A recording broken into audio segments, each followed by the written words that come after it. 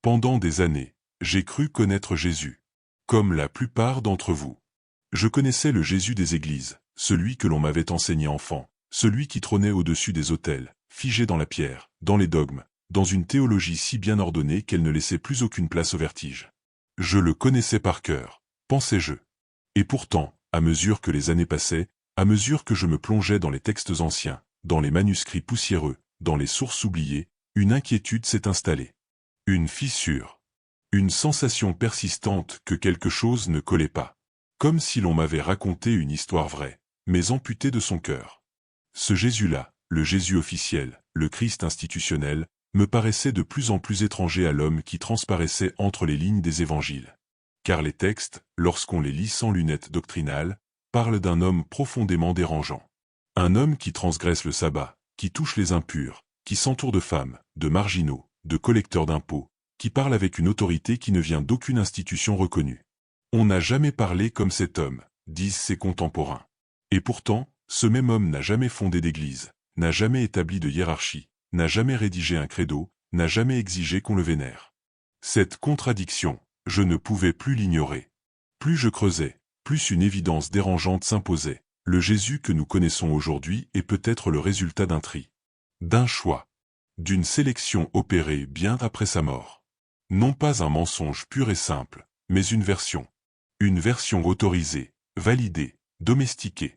Et à partir de là, la vraie question cessait d'être « Jésus a-t-il existé ?» Car cette question est désormais largement dépassée pour devenir beaucoup plus inconfortable. Quel Jésus avons-nous décidé de conserver? Et surtout, pourquoi celui-là? Lorsque Jésus parle du royaume de Dieu, il ne le décrit jamais comme une récompense future, ni comme un lieu céleste réservé aux élus. Il en parle comme d'une réalité présente, immédiate, presque insaisissable. Dans l'évangile de Luc, au chapitre 17, verset 21, il déclare « Le royaume de Dieu est au milieu de vous ». Cette phrase est l'une des plus subversives de tout le Nouveau Testament. Et pourtant, elle est rarement expliquée, rarement méditée, rarement prise au sérieux. Que signifie réellement ce « au milieu de vous » ? Pourquoi tant d'efforts théologiques pour repousser le royaume dans l'au-delà, alors que Jésus semble l'ancrer dans l'ici et maintenant? À force de confronter les traductions, les langues originales, le grec, l'araméen reconstitué, une intuition s'est imposée. Jésus ne parlait pas d'un royaume extérieur, mais d'un état de conscience. D'une présence. D'une réalité intérieure qui ne dépend ni d'un temple, ni d'un prêtre, ni d'un rituel. Et c'est précisément cela qui rend son message explosif. Car un royaume intérieur ne se contrôle pas. Il ne s'administre pas. Il ne se hiérarchise pas. C'est là que j'ai commencé à percevoir le fossé immense entre le Jésus historique et le Jésus théologique. Un fossé qui ne s'est pas creusé par accident, mais par nécessité institutionnelle. Car une fois que le christianisme est devenu une religion organisée, puis une religion d'État, il a fallu stabiliser le message, le codifier, le rendre compatible avec le pouvoir. Et pour cela, certaines paroles devenaient dangereuses. Certains enseignements devaient être atténués, reformulés, ou tout simplement supprimés. Je me suis alors posé une question simple, presque naïve, mais lourde de conséquences. Que se passerait-il si l'on prenait Jésus au mot? Si l'on prenait réellement au sérieux l'idée que le royaume est déjà là, que Dieu n'est pas à chercher dans un ciel lointain, mais dans la profondeur de l'être humain? Une telle vision bouleverse toute la structure religieuse. Elle déplace l'autorité. Elle la retire des mains de l'institution pour la rendre à la conscience individuelle. Et cela, aucune organisation fondée sur le contrôle spirituel ne peut l'accepter sans se remettre radicalement en question. Au fil de mes recherches, j'ai découvert que cette tension existait dès les origines du christianisme. Les premières communautés n'étaient pas unies. Elles débattaient. Elles s'opposaient. Certaines mettaient l'accent sur la foi, d'autres sur la connaissance. Certaines voyaient en Jésus un Messie sacrificiel, d'autres un maître de sagesse, d'autres encore un révélateur de la divinité intérieure. Cette pluralité a existé. Elle est documentée. Mais elle a été progressivement effacée au profit d'une seule interprétation, celle qui permettait l'unité, donc le pouvoir. Ce n'est pas un hasard si les textes les plus mystiques, les plus introspectifs, les plus libérateurs ont été qualifiés d'hérétiques. Ils invitaient l'homme à se tourner vers l'intérieur plutôt que vers une autorité extérieure. Ils affirmaient que l'ignorance, et non le péché, était le véritable problème de l'humanité. Ils parlaient de connaissance directe, d'éveil, de transformation intérieure. Et un homme éveillé n'est pas un homme docile. Je n'ai jamais cherché à attaquer la foi. Au contraire. Ce qui m'a toujours intéressé, c'est la foi vivante, la foi qui questionne, la foi qui ose regarder dans les zones d'ombre. Car une foi qui ne supporte pas les questions est une foi fragile. Jésus lui-même ne cessait de poser des questions. « Qui dites-vous que je suis ?» demandait-il à ses disciples. Non pas pour être adoré, mais pour être compris. Cette nuance est essentielle. Et c'est là que se pose la question la plus dérangeante de toutes, celle que l'on évite soigneusement dans les catéchismes. Et si Jésus n'était pas venu fonder une religion? Et s'il était venu provoquer un éveil? Un rappel. Une secousse intérieure destinée à réveiller quelque chose de profondément enfoui en l'homme. Non pas pour créer des croyants obéissants, mais des êtres conscients. Cette hypothèse change tout. Elle transforme la lecture des évangiles. Elle redonne du sens aux paroles les plus énigmatiques de Jésus. Elle explique pourquoi son message a été perçu comme une menace, pourquoi il a été exécuté, et pourquoi, après sa mort, son enseignement a dû être canalisé, structuré, sécurisé. Elle explique aussi pourquoi tant de textes ont disparu, pourquoi certaines voix ont été réduites au silence, pourquoi l'histoire officielle du christianisme est si lisse, si cohérente, presque trop cohérente. Je ne vous demande pas de me croire. Je ne vous demande pas d'adhérer. Je vous invite simplement à regarder autrement, à lire autrement, à écouter ce qui résonne en vous lorsque Jésus parle du royaume, de la lumière, de la vérité qui rend libre. Car peut-être que la véritable trahison du message originel n'a pas été de le nier, mais de le rendre inoffensif. Et peut-être que le plus grand danger, aujourd'hui encore, n'est pas le blasphème, mais l'oubli.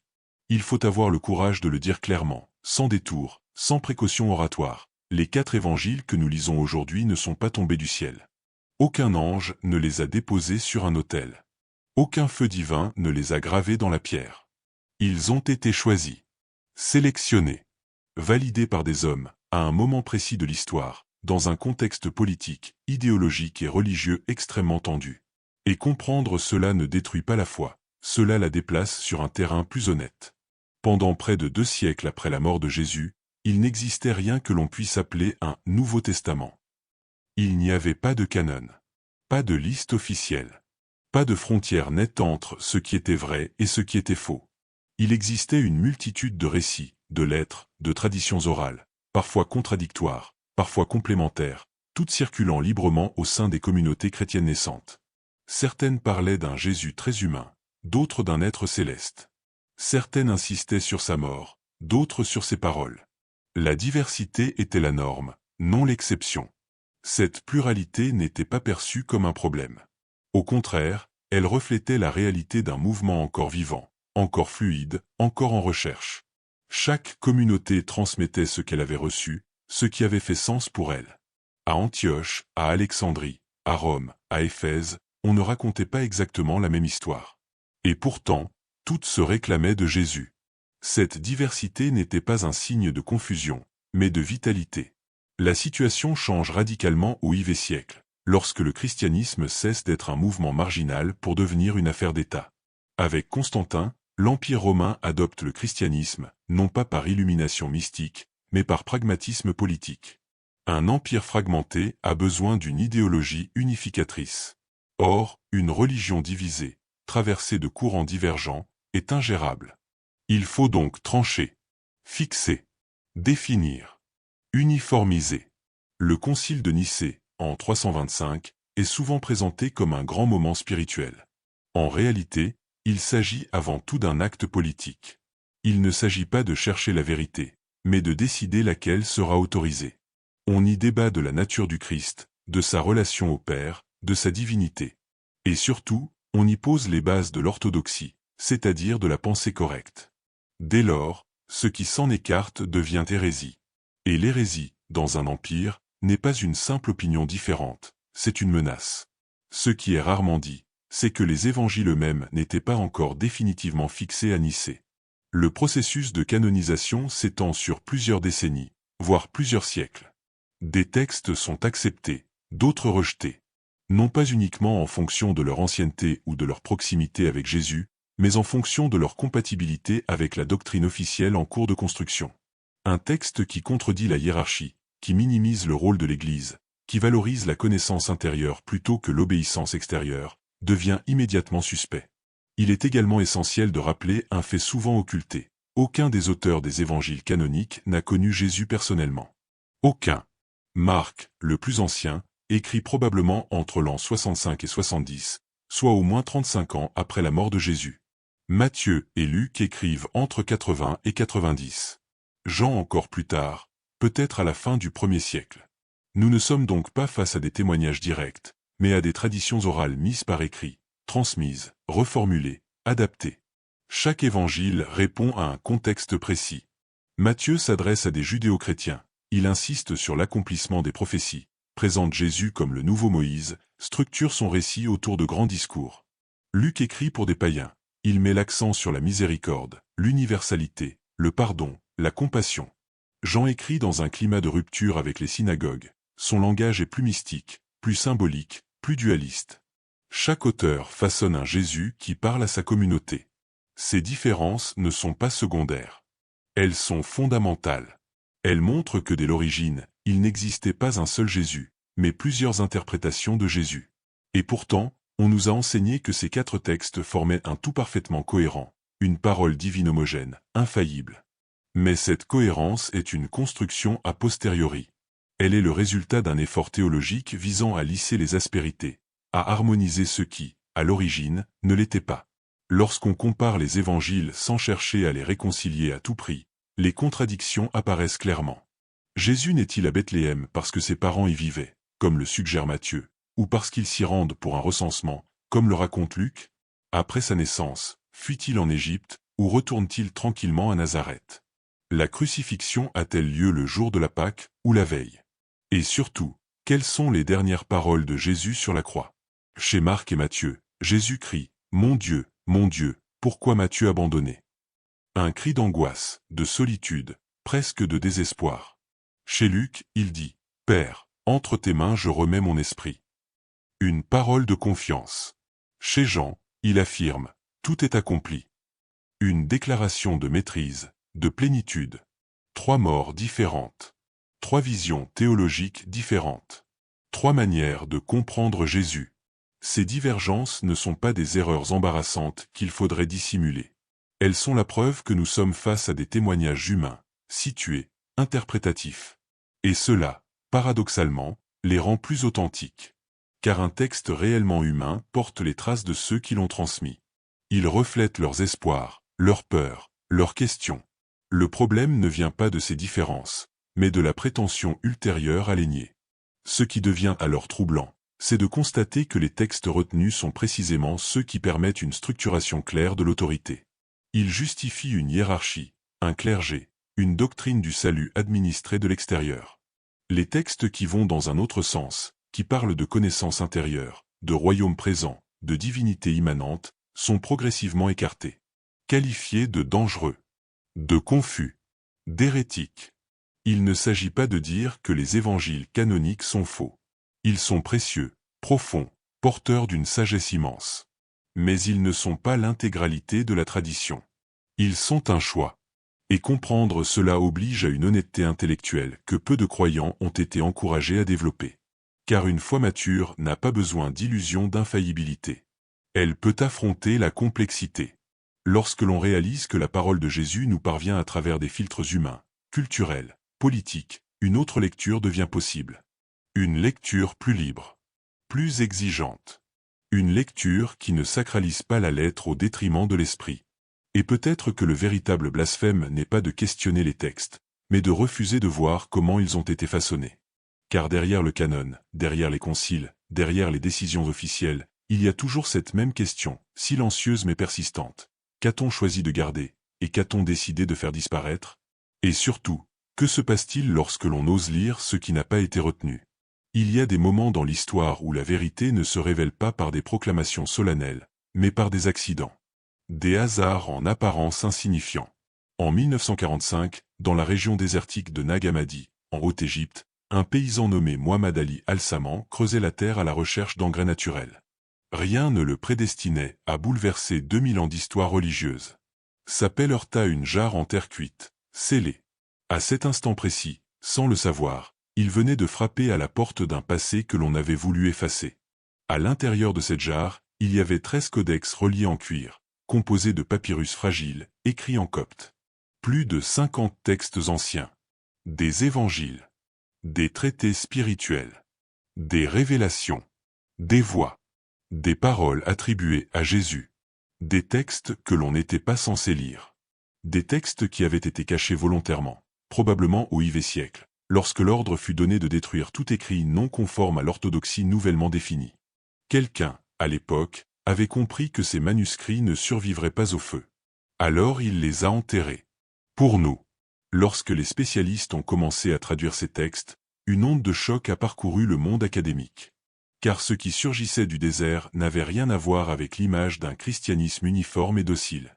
Ces écrits révélaient une diversité théologique vertigineuse.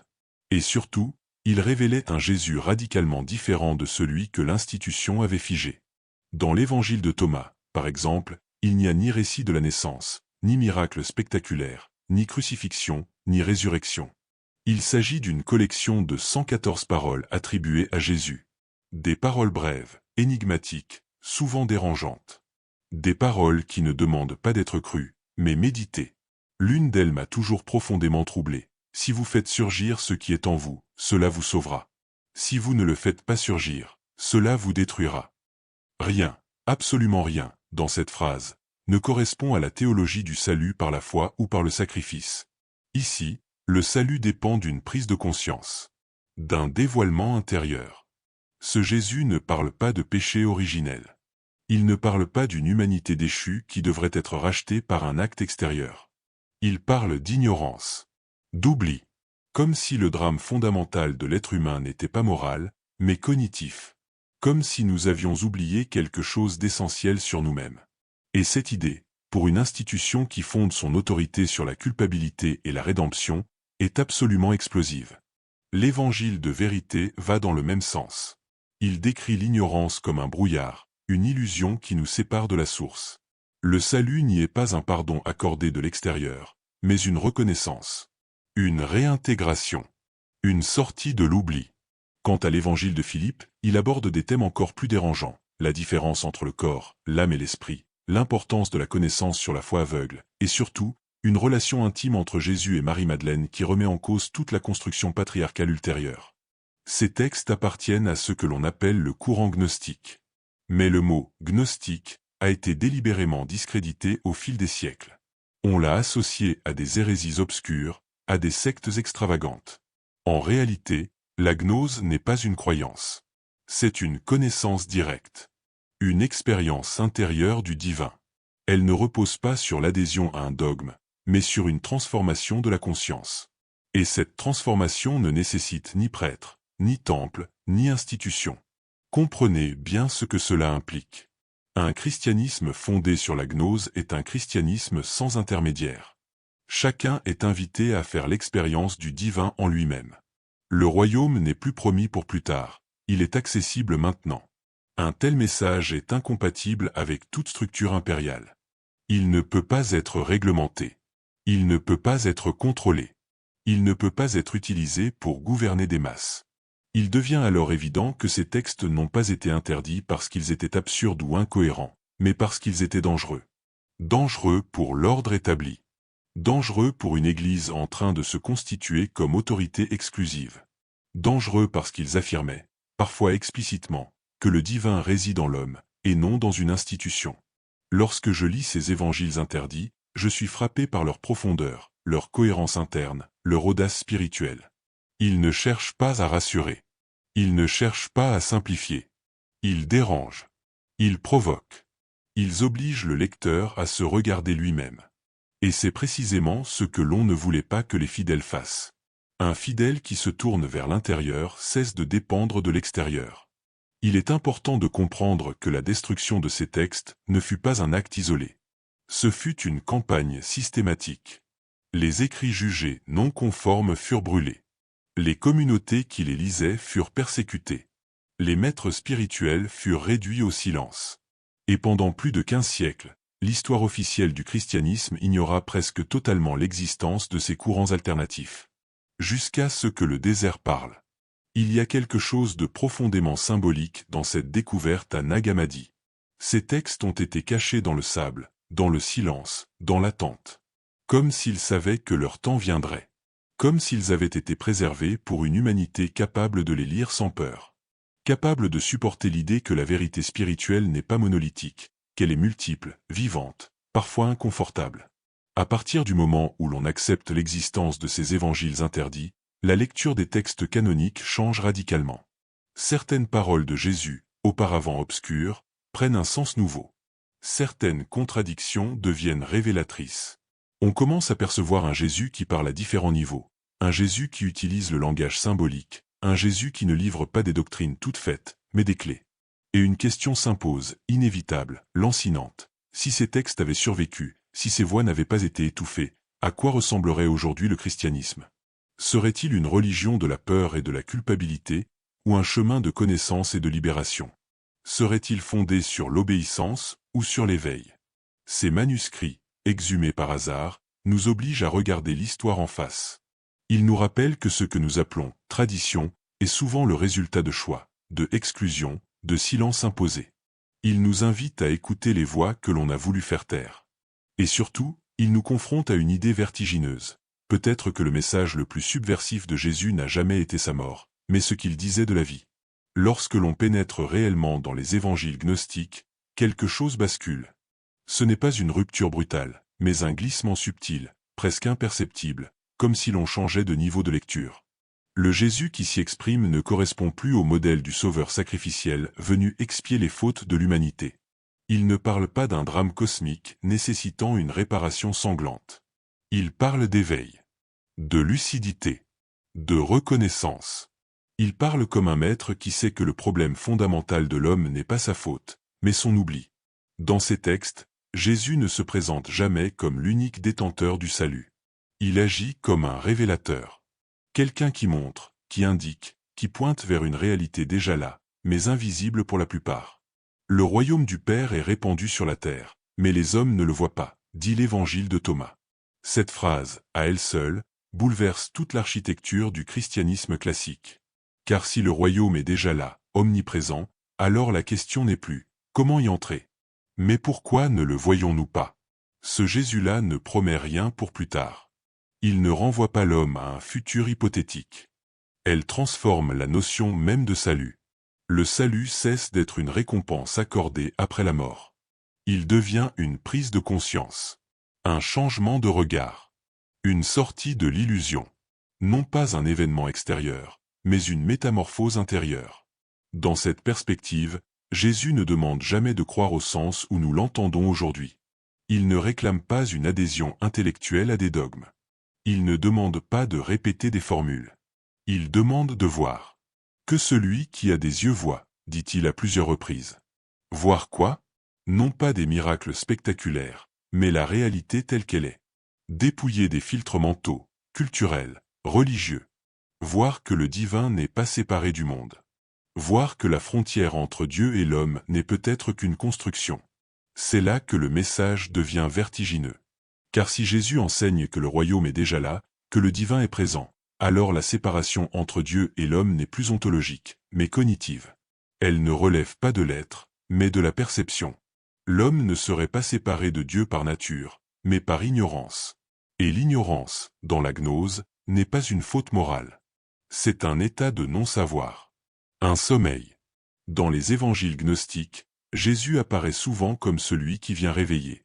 Non pas sauver des pécheurs, mais éveiller des endormis. Cette image est radicalement différente de celle que l'institution a privilégiée. Car un homme qui se sait endormi peut être réveillé.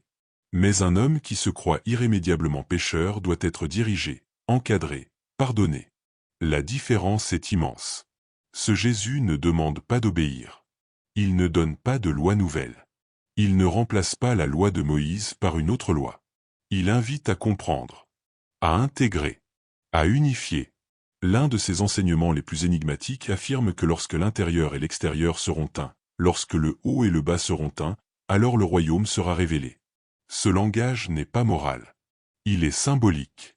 Il parle d'une réconciliation intérieure, d'une fin des dualités qui fragmentent la conscience humaine. Dans cette vision, l'enfer n'est pas un lieu de châtiment éternel. Il est un état d'ignorance. Un enfermement mental. Une incapacité à percevoir la réalité telle qu'elle est. Jésus ne menace pas. Il décrit. Il ne dit pas, si tu ne crois pas, tu seras puni. Il dit, en substance, tant que tu ne vois pas, tu es prisonnier de ton illusion. Et cette prison, tu la portes en toi. Cela nous conduit inévitablement à une question que peu osent formuler clairement. Et si nous n'avions jamais été séparés de Dieu? Et si la chute, telle qu'elle est décrite dans la théologie classique, n'était pas un événement historique, mais une métaphore? Une image de la perte de conscience, de la perte de mémoire. Dans cette optique, la rédemption n'est plus une réparation juridique, mais une guérison de la perception. Cette idée traverse de nombreux textes gnostiques. Elle apparaît aussi, de manière plus voilée, dans certains passages des évangiles canoniques. Jésus y déclare « Vous êtes la lumière du monde » ou encore « Vous êtes des dieux ». Ces phrases ont toujours été embarrassantes pour la théologie institutionnelle. Elles sont souvent minimisées, interprétées, neutralisées. Pourtant, elles sont là. Et lues à la lumière de la gnose, elles prennent une profondeur nouvelle. Ce Jésus de la connaissance ne se place pas au-dessus de l'humanité comme une exception ontologique. Il se présente comme un modèle accompli de ce que l'être humain peut devenir. Non pas pour être imité extérieurement, mais pour être compris intérieurement. Il ne dit pas « adore-moi ». Il dit, implicitement, « fais le chemin que je montre ». C'est précisément cette dimension qui rend son message si difficile à accepter. Car elle supprime la distance confortable entre le divin et l'humain. Elle oblige chacun à se poser une question dérangeante. Si le royaume est là, si la lumière est déjà présente, qu'est-ce qui m'empêche de la voir? Et la réponse ne peut pas être rejetée sur une autorité extérieure. Elle renvoie à la responsabilité individuelle. Dans les évangiles gnostiques, la connaissance n'est pas une accumulation d'informations. Elle est une transformation de l'être. Elle implique un dépouillement des croyances héritées, des conditionnements, des peurs. Elle demande du courage. Car voir, réellement voir, implique souvent de remettre en question tout ce que l'on croyait savoir. Ce Jésus ne cherche pas à rassurer. Il ne propose pas un confort spirituel. Il dérange. Il déstabilise. Il invite à sortir des cadres. Et c'est sans doute pour cela que son message a été si rapidement réinterprété, adouci, encadré. Un Jésus qui enseigne l'éveil est difficile à intégrer dans une structure de pouvoir. Il rend l'homme libre. Et un homme libre est imprévisible. Lorsque je médite sur ces textes, une impression persistante s'impose. Ce Jésus ne voulait pas fonder une religion de plus. Il voulait provoquer un déplacement intérieur. Un basculement de la conscience. Une révolution silencieuse. Non pas contre Rome, mais contre l'ignorance. Non pas contre les prêtres, mais contre la peur. Et cette révolution-là ne laisse aucune trace visible. Elle se produit dans le secret de l'âme. C'est peut-être pour cela que tant de ces paroles prennent la forme de paradoxes, d'énigmes, de symboles. Elles ne peuvent pas être comprises par l'intellect seul. Elles demandent une maturation, une disponibilité intérieure. Elles fonctionnent comme des miroirs. Elles ne disent pas ce qu'il faut croire, mais ce qu'il faut voir en soi. Et plus on s'approche de ce Jésus de la connaissance, plus une certitude inconfortable émerge. La séparation entre Dieu et l'homme n'est peut-être pas un fait, mais une croyance. Une croyance héritée, entretenue, transmise. Et si cela est vrai, alors le véritable scandale du message de Jésus n'est pas théologique.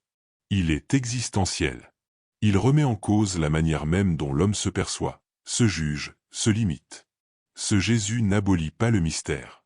Il le déplace. Il ne situe plus Dieu dans un ciel lointain, mais dans la profondeur de l'être. Il ne nie pas la transcendance, mais il la rend immanente. Et cette immanence est exigeante, car elle ne permet plus de fuir sa propre responsabilité spirituelle.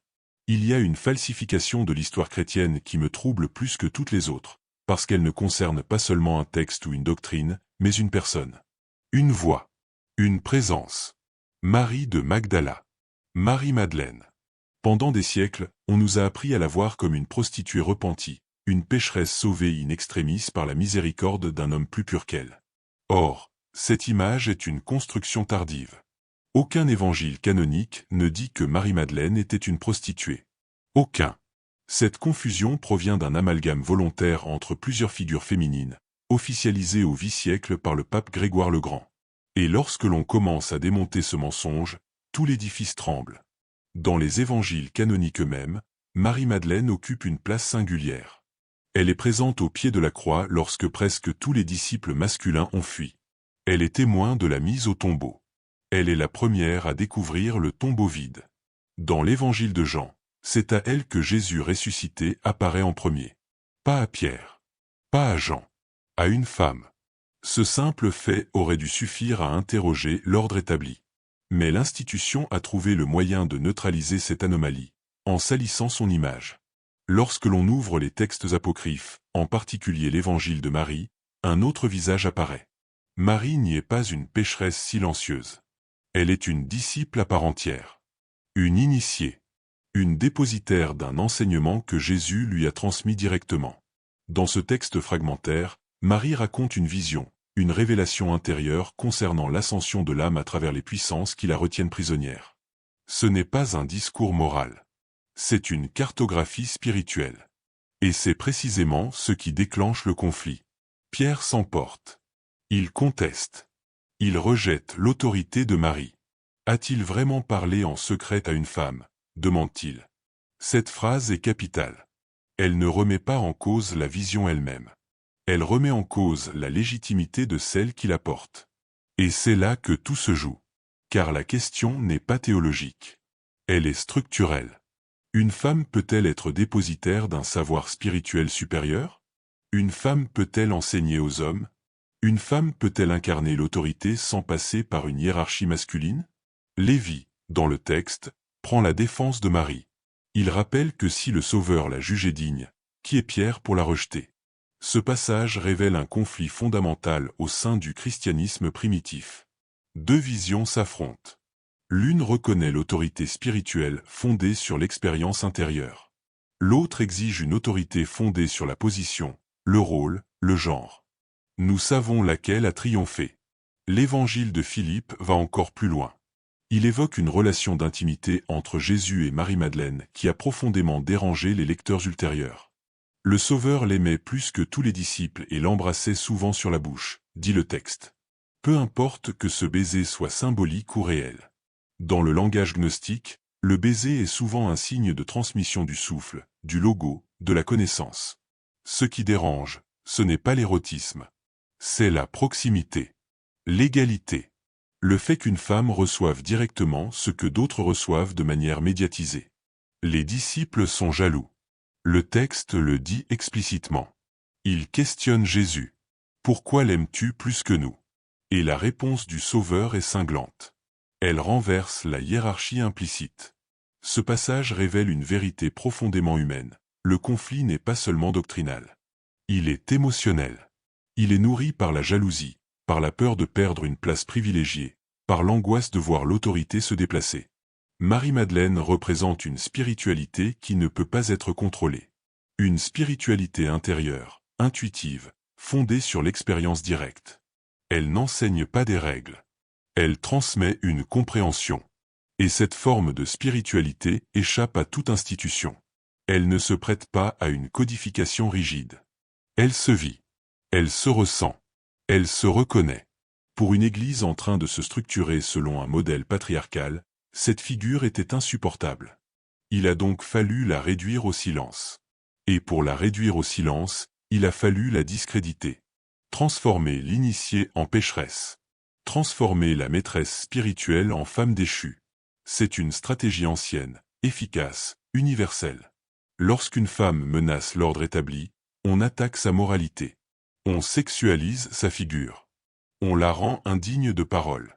Et l'histoire officielle du christianisme a parfaitement intégré cette mécanique. Ce qui me frappe, c'est que malgré cette tentative d'effacement, la figure de Marie-Madeleine n'a jamais disparu.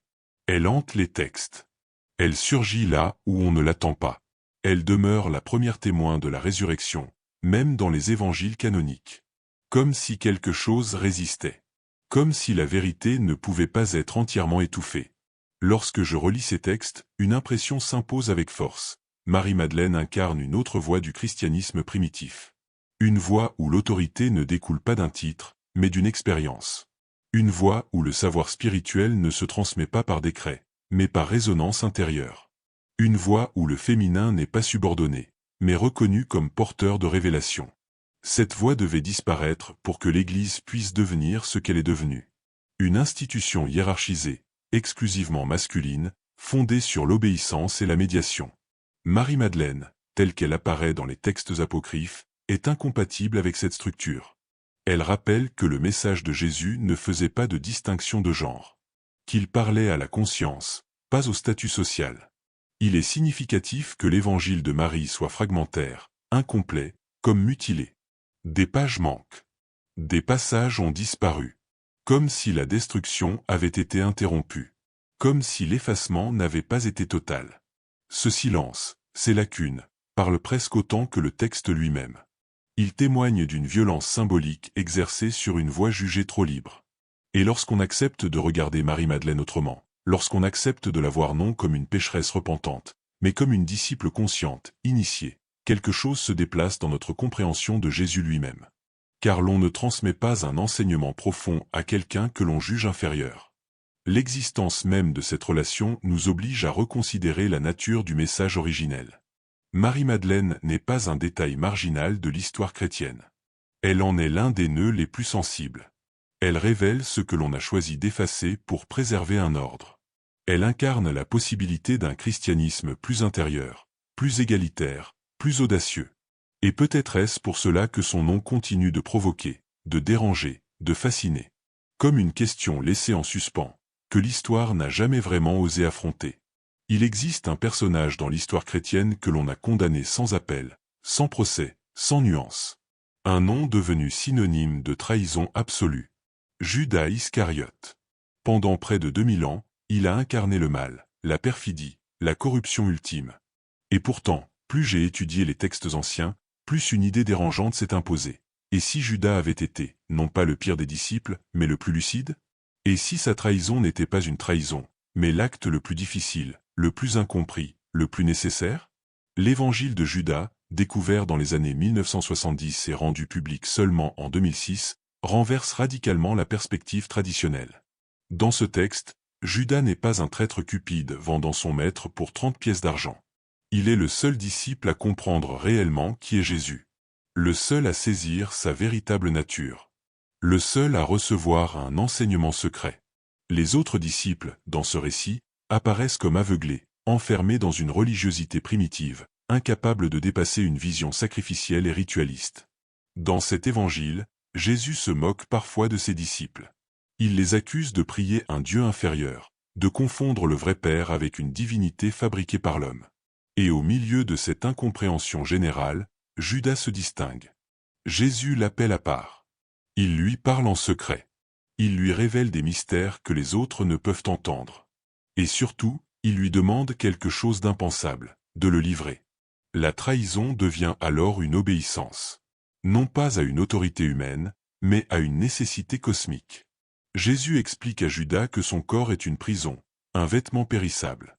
Pour que son esprit retourne à la source, il doit être libéré. Et cette libération passe par la mort.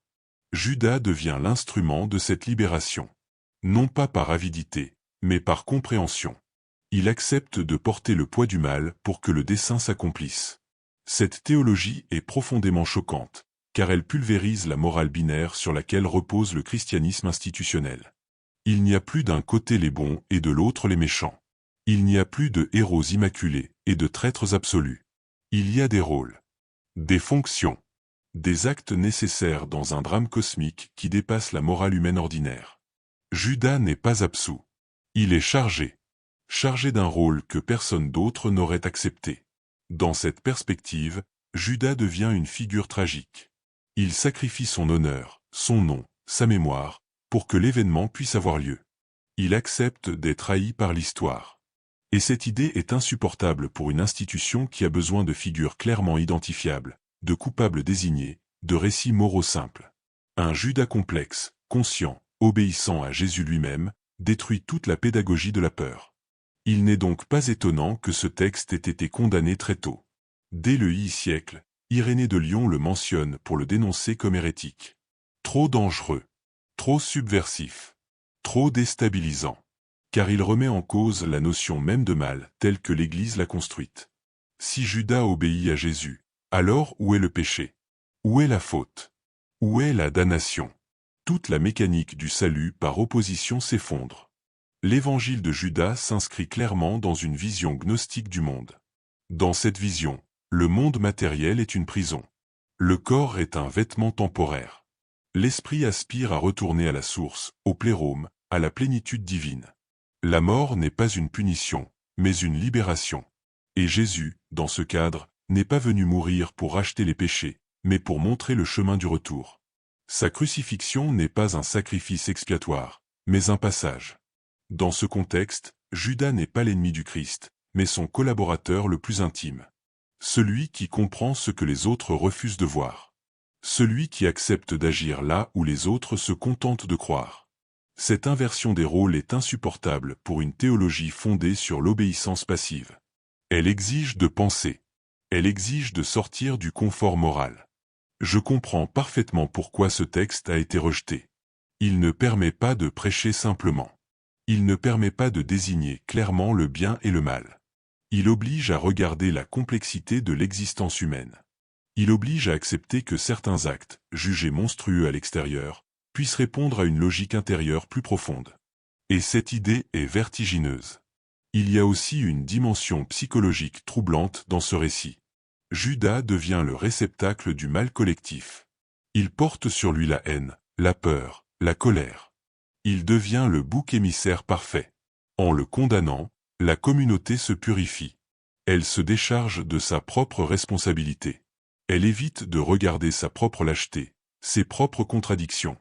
Judas permet aux autres disciples de rester purs dans le récit, même si les textes canoniques eux-mêmes montrent qu'ils ont fui, renié, douté. L'histoire officielle avait besoin d'un traître absolu. Judas remplissait parfaitement cette fonction. Il était commode. Il permettait de simplifier le récit, de transformer une tragédie complexe en drame moral lisible. L'évangile de Judas vient briser cette simplicité. Il introduit le doute. Il introduit l'ambiguïté. Il oblige à reconnaître que le message de Jésus ne se laisse pas enfermer dans des catégories morales rigides. Ce texte nous confronte aussi à une question plus large. Jusqu'où sommes-nous prêts à aller pour obéir à ce que nous croyons être juste? Judas accepte de perdre son âme aux yeux du monde. Il accepte d'être haï, maudit, rejeté. Non pas pour une récompense, mais pour l'accomplissement d'un plan qu'il estime supérieur. Cette figure nous dérange parce qu'elle nous force à regarder en face notre besoin de pureté morale, notre refus de la complexité. Lorsque je relis l'évangile de Judas, je ne vois pas un texte cherchant à réhabiliter un personnage historique à tout prix. Je vois un texte qui nous tend un miroir. Il nous demande, sommes-nous capables de penser au-delà du bien et du mal tels qu'on nous les a enseignés? Sommes-nous capables d'accepter que la vérité spirituelle puisse être paradoxale, dérangeante, inconfortable? Le christianisme institutionnel ne pouvait pas intégrer une telle figure. Il avait besoin d'un Judas traître pour justifier un Jésus victime. Il avait besoin d'un mal absolu pour magnifier un bien absolu. Toute la dramaturgie du salut repose sur cette opposition. L'évangile de Judas fissure ce dispositif. Il montre que le drame est plus profond, plus trouble, plus humain. Et c'est précisément pour cela qu'il a été enterré, oublié, diabolisé. Non pas parce qu'il était absurde, mais parce qu'il était trop intelligent, trop corrosif, trop libre. Il oblige à penser là où l'institution préfère faire croire. Il oblige à entrer dans une zone grise que la religion organisée a toujours redoutée. Judas, dans cette perspective, cesse d'être un simple personnage historique. Il devient un symbole. Le symbole de celui qui accepte de porter l'ombre pour que la lumière se manifeste. Une figure profondément dérangeante, car elle remet en cause notre besoin de héros propres et de coupables commodes. Elle nous oblige à admettre que la vérité spirituelle ne se laisse pas enfermer dans des récits confortables. Et plus je médite sur cette figure, plus une idée s'impose avec force. Si l'on a tant insisté sur la trahison de Judas, ce n'est peut-être pas pour dénoncer le mal, mais pour éviter une question bien plus dangereuse. Et si le drame central du christianisme n'était pas une trahison humaine, mais une incompréhension collective du message de Jésus? À ce stade de l'enquête, il devient impossible d'éviter la question centrale. Celle qui dérange toutes les institutions religieuses, et pas seulement le christianisme. Celle qui sépare les chercheurs des croyants dociles. Le christianisme officiel repose sur la foi. Les textes gnostiques reposent sur la connaissance. Cette différence n'est pas un détail théologique. C'est une fracture radicale. La foi demande l'adhésion. La connaissance exige la transformation. La foi délègue l'autorité. La connaissance la rapatrie à l'intérieur de l'individu. La foi, telle qu'elle a été structurée par l'institution, repose sur un principe simple: croire sans voir. Accepter sans comprendre. Se soumettre à un récit présenté comme sacré et intouchable. Elle valorise l'obéissance, la fidélité, la confiance accordée à une autorité extérieure. Et ce modèle fonctionne. Il fonctionne remarquablement bien pour construire des communautés homogènes, disciplinées, gouvernables. Un croyant obéissant est prévisible. Il sait ce qu'il doit penser, ce qu'il doit faire, ce qu'il doit craindre. La gnose, au contraire, est ingérable. Elle ne demande pas d'adhérer, mais de vérifier. Elle ne demande pas de croire, mais de voir par soi-même. Elle ne propose pas une vérité à avaler, mais un chemin intérieur à parcourir. Et ce chemin n'est jamais identique d'un individu à l'autre. Voilà pourquoi la gnose a toujours été perçue comme une menace. Non pas parce qu'elle était fausse, mais parce qu'elle rendait l'homme libre. Lorsque je lis les textes gnostiques, je suis frappé par leur exigence. Ils ne flattent pas. Ils ne promettent pas un salut facile. Ils ne proposent pas un pardon automatique. Ils demandent un travail intérieur. Une remise en question radicale des croyances héritées. Ils affirment que le divin n'est pas quelque chose à recevoir, mais quelque chose à reconnaître. Et cette reconnaissance implique une responsabilité immense. Le christianisme institutionnel a fait un autre choix. Il a déplacé le centre de gravité de l'expérience spirituelle vers l'extérieur. Le salut devient un événement géré par l'Église. La vérité devient un dépôt confié à une hiérarchie. L'accès à Dieu devient médiatisé. Cette structure repose sur une anthropologie précise. L'homme est fondamentalement pécheur, incapable de se sauver par lui-même, dépendant d'une grâce extérieure. Cette vision justifie la nécessité d'une institution salvatrice. Mais cette anthropologie entre en tension directe avec certaines paroles de Jésus lui-même. Des paroles embarrassantes, souvent neutralisées par des interprétations prudentes. « Vous êtes des dieux », dit Jésus dans l'Évangile de Jean, chapitre 10, verset 34, en citant le psaume 82. Cette phrase est explosive. Elle remet en cause toute la théologie de la séparation. Et pourtant, elle est rarement expliquée, rarement méditée, rarement prise au sérieux. Pourquoi? Parce qu'un homme qui se sait porteur du divin ne se soumet pas aveuglément. Il ne se considère plus comme fondamentalement indigne. Il ne vit plus dans la peur permanente de l'erreur et de la damnation. Il devient responsable de sa propre conscience. Et cette responsabilité est incompatible avec une structure qui repose sur l'obéissance. Il est frappant de constater à quel point la foi, telle qu'elle est enseignée, est souvent présentée comme une vertu supérieure à la compréhension. « Heureux ceux qui croient sans avoir vu », dit Jésus à Thomas. Cette phrase est souvent utilisée pour disqualifier toute démarche critique. Mais elle est sortie de son contexte. Thomas ne refuse pas de croire par orgueil intellectuel. Il demande à voir pour comprendre. Il demande une expérience directe. Et Jésus ne le condamne pas. Il répond à sa demande. La foi authentique, chez Jésus, n'est jamais aveugle. Elle est confiance dans une expérience vécue. Mais l'institution a transformé cette confiance en soumission. Elle a fait de la foi un devoir, une obligation morale. Elle a sacralisé le non-questionnement. Or, une foi qui interdit les questions n'est plus une foi. C'est une discipline. Les textes gnostiques, eux, n'interdisent rien. Ils invitent. Ils provoquent. Ils dérangent. Ils affirment que l'homme porte en lui une étincelle divine, enfouie sous des couches d'ignorance. Et que le rôle de Jésus est de réveiller cette étincelle. Pas de la remplacer. Pas de la monopoliser. Cette vision transforme radicalement la relation au divin. Dieu n'est plus un juge extérieur. Il devient une présence intérieure à reconnaître. Cette idée a toujours été jugée dangereuse.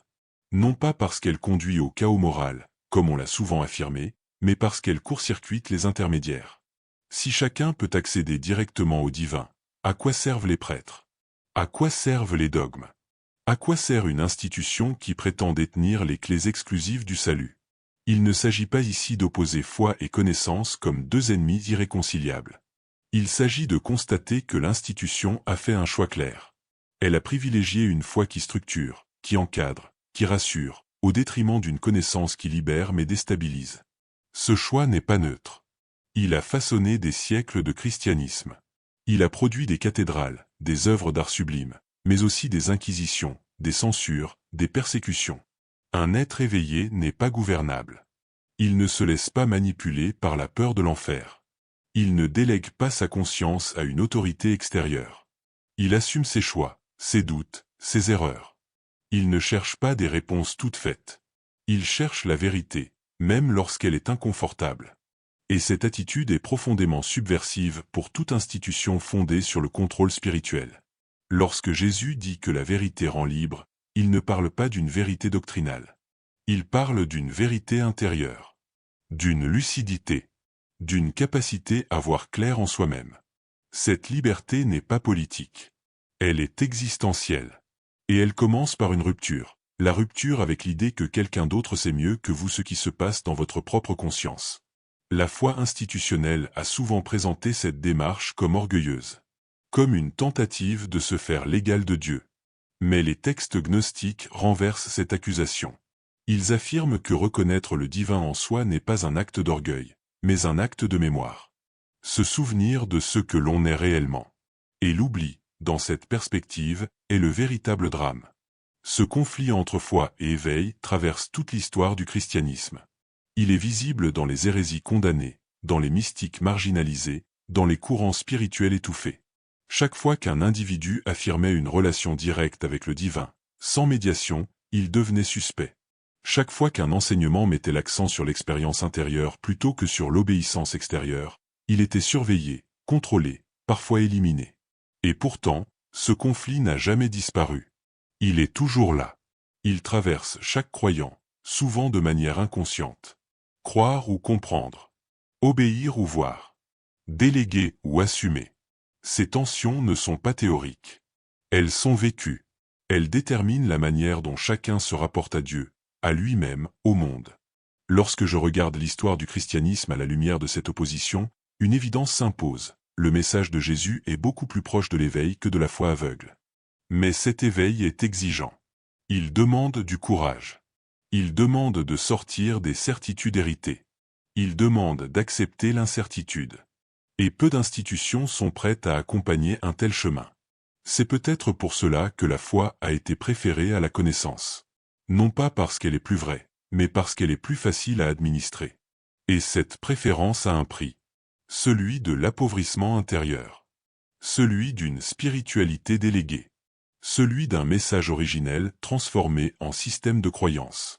Et la question demeure, lancinante, impossible à étouffer. Jésus voulait-il des croyants ou des êtres éveillés? Après tout ce chemin parcouru, après avoir traversé les textes, les silences, les exclusions, les voix effacées et les récits interdits, une question demeure. Une seule. Simple en apparence, vertigineuse dans ses implications. Qui était réellement Jésus? Était-il Dieu incarné, comme l'affirme la théologie officielle? Était-il un prophète, inscrit dans la lignée d'Israël? Était-il un maître de sagesse, un initié, un mystique, un révélateur? Était-il un révolutionnaire spirituel venu troubler l'ordre établi? Plus j'avance, plus je comprends que vouloir enfermer Jésus dans une seule de ces catégories est déjà une manière de le trahir. Jésus échappe aux définitions. Il déborde les cadres. Il résiste au système. Il ne se laisse pas posséder. Peut-être parce qu'il n'est pas venu pour être défini, mais pour provoquer un déplacement intérieur. Chaque tentative de le figer en dogme semble réduire la portée de son message. Chaque effort pour le transformer en objet de croyance éloigne de ce qu'il cherchait réellement à éveiller. Ce qui me frappe, lorsque je relis l'ensemble des traditions, canoniques et apocryphes, ce n'est pas tant la diversité des images de Jésus que leur point commun le plus profond. Derrière les différences de langage, de théologie, de symbolique, une constante apparaît. Jésus agit toujours comme un rappel. Il ne donne pas quelque chose de nouveau au sens extérieur. Il rappelle quelque chose d'ancien, d'enfoui, d'oublié. Comme si son rôle n'était pas d'apporter une vérité étrangère à l'homme, mais de réveiller une vérité intérieure. Il parle du royaume comme d'une réalité proche, intime, déjà présente. Il parle de la lumière comme de quelque chose qui doit être révélé, non créé. Il parle de la vérité comme de quelque chose qui rend libre, non comme d'un système qui enferme. À aucun moment, il ne semble vouloir créer une dépendance.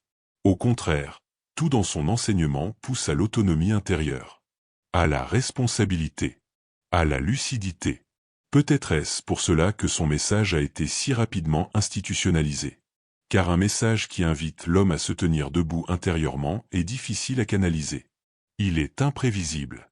Il échappe aux structures. Il ne garantit pas l'ordre. Il ne promet pas la soumission. Et l'histoire montre que les institutions, même religieuses, préfèrent la stabilité à la vérité vivante.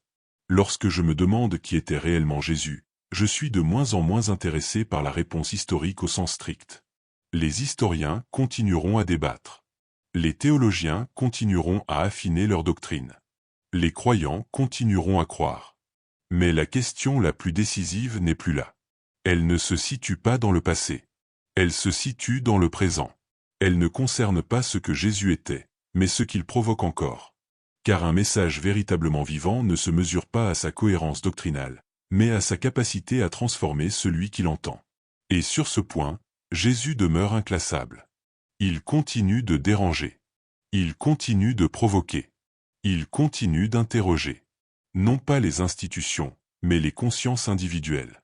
Et si le véritable message n'était pas de croire en Jésus?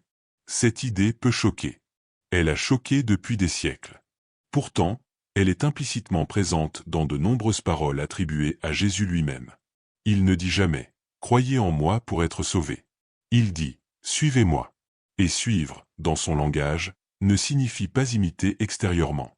Cela signifie entrer dans une même dynamique intérieure. Voir ce qu'il voit. Comprendre ce qu'il comprend. Habiter le monde avec le même regard. Croire peut être passif. Devenir ne l'est jamais. Devenir implique un engagement intérieur. Une transformation. Un dépouillement. Devenir ce qu'il a montré ne signifie pas se prendre pour Jésus, mais reconnaître en soi la même capacité à la conscience, à l'amour, à la liberté intérieure. Et cette reconnaissance est exigeante, car elle supprime les excuses. Elle empêche de déléguer sa vie spirituelle à une autorité extérieure. Peut-être que Jésus était avant tout un miroir. Un miroir tendu à l'humanité. Non pas pour qu'elle s'adore, mais pour qu'elle se reconnaisse. Et un miroir peut être dérangeant. Il ne juge pas. Il montre. Il révèle ce qui est déjà là, sans phare. Et ce que l'homme voit en se regardant peut être lumineux, ou inquiétant. Dans cette perspective, la croix elle-même change de sens. Elle n'est plus seulement un instrument de rachat. Elle devient un symbole. Celui du refus de l'homme face à une liberté trop grande. Celui de la peur collective devant un message qui ne se laisse pas enfermer. Celui du prix payé par ceux qui osent rappeler à l'humanité ce qu'elle préférerait oublier. Je ne dis pas que Jésus n'était pas divin. Je dis que sa divinité, telle qu'elle transparaît dans de nombreux textes, n'est pas exclusive. Elle est exemplaire. Elle montre ce que l'homme peut devenir lorsqu'il se libère de l'ignorance, de la peur, de la séparation illusoire. Et cette idée est infiniment plus dérangeante que celle d'un Dieu lointain venu sauver une humanité irrémédiablement perdue. La question n'est donc plus historique. Elle n'est plus théologique. Elle est intérieure. Elle se pose à chacun, ici et maintenant, sans intermédiaire. Que fais-tu, aujourd'hui, de cette lumière dont parlent les textes? La cherches-tu à l'extérieur, dans des réponses toutes faites, dans des doctrines rassurantes? Ou oses-tu regarder à l'intérieur, là où aucune institution ne peut te guider à ta place? Car si le royaume est réellement là, répandu sur la terre, comme le dit Jésus, alors l'enjeu n'est pas d'y entrer après la mort, mais de le reconnaître avant. Et reconnaître implique un changement de regard. Une vigilance. Une présence. Cela implique de sortir de l'automatisme, des croyances héritées, des peurs inculquées. Cela implique de devenir conscient. Jésus ne cesse de dire « Veillez ». Cette injonction revient sans cesse dans les évangiles. Veillez, car vous ne savez ni le jour ni l'heure. On l'a souvent interprété comme une attente apocalyptique. Mais peut-être parle-t-il d'autre chose. Peut-être parle-t-il de l'instant présent. De cette capacité à être pleinement là. Lucide. Éveillé. Responsable. Si tel est le cas, alors le message de Jésus n'a jamais cessé d'être actuel. Il ne dépend ni d'un contexte historique, ni d'une culture particulière. Il s'adresse à la conscience humaine, quelle que soit l'époque. Et c'est précisément pour cela qu'il ne peut pas être épuisé par une doctrine. Il se renouvelle à chaque regard qui ose le prendre au sérieux. Je n'ai pas de réponse définitive à offrir. Je n'en ai jamais cherché. Plus j'avance, plus je comprends que Jésus ne donne pas de réponse définitive. Il pose des questions. Il déplace les certitudes. Il ouvre des brèches. Et ces brèches sont des invitations. Non pas à croire davantage, mais à voir plus clairement. Alors, qui était réellement Jésus? Peut-être était-il celui qui a osé dire, par sa vie et par ses paroles, que l'homme est plus vaste que ce qu'on lui a appris, qu'il n'est pas séparé de la source, qu'il porte en lui une lumière qu'aucune institution ne peut confisquer. Et si cette lumière existe réellement, la seule question qui compte n'est pas de savoir d'où elle vient, mais ce que chacun choisit d'en faire. La question demeure. Elle ne cherche pas de réponse verbale. Elle cherche un écho intérieur. Et elle se pose, silencieuse, insistante, à chaque conscience qui ose encore s'arrêter un instant et écouter.